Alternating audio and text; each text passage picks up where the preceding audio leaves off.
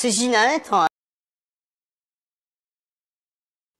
Bonjour chers amis, j'ai reçu une lettre de Stan qui date du 26 juin. C'est un petit message personnel que je vais vous lire donc parce que c'est à votre attention. Mes chers amis, mon tout dernier communiqué faisant suite au précédent, traitant de cet état d'urgence dans lequel nous nous trouvons collectivement pour être pris au piège des offensifs déclenchés afin de nous plonger dans le chaos. Je n'ai alors pas dit un mot à propos du 19 juin pour ne pas rallonger un texte déjà assez long et ne pas mélanger les deux objets, bien que tout soit lié. Vous aurez compris, je l'espère, que ce qui arrive à l'espèce humaine et à la nature frappée par ce complot planétaire m'importe sans commune mesure en rapport de mes actuelles mésaventures. Ceci Ah, c'est Ginette.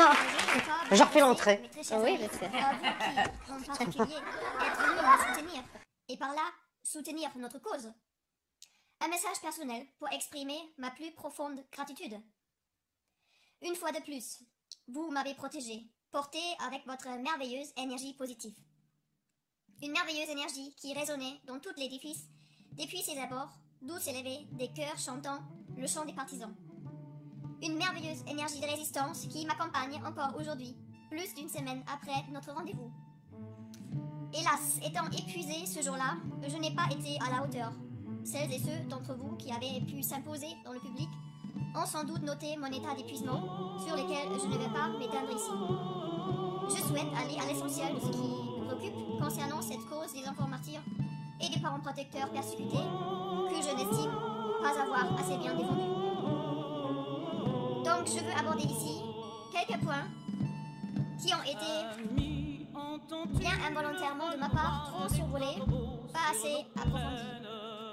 Ainsi donc, le premier point concerne ce que j'ai dit, ou plutôt justement ce que je n'ai pas dit, ou pas terminé de dire sur le sujet de Sandrine Gachatois.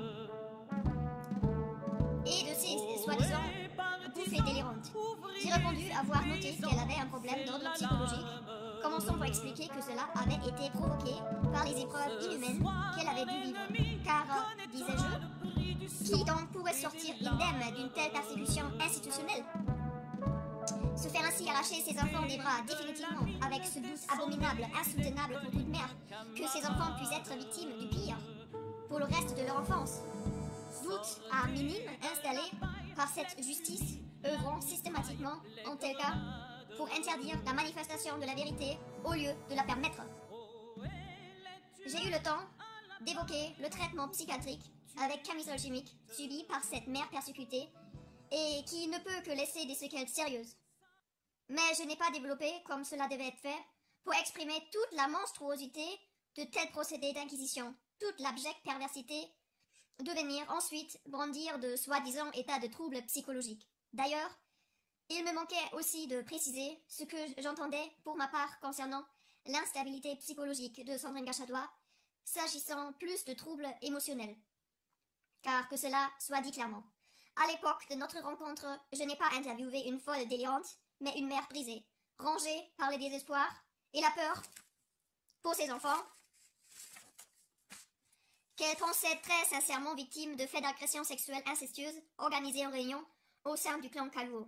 Du reste, nous avons toujours son témoignage de l'époque visible sur YouTube dans le dossier vidéo Les auditions de Stan Mayo. Avec un discours, on ne peut plus clair, construit, cohérent, malgré le traitement de nazi qui lui avait été appliqué. Voilà mes amis.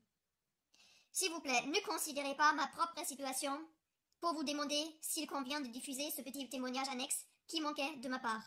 Je compte bien sur vous pour laver l'honneur de cette femme, de cette mère protectrice brisée qui, pour autant, ne m'a jamais commandité d'opération pour récupérer ses enfants.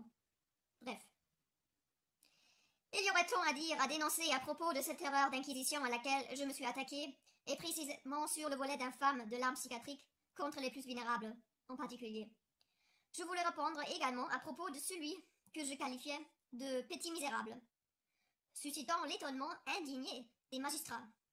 Jérémy Leut, le grand relaxé de cette machination, en plus d'être un traître en vendu, serait-il expert judiciaire? Sa parole, pour être ainsi asséné dans les débats d'un tribunal prétendant rendre une justice impartiale, serait-elle parole d'évangile?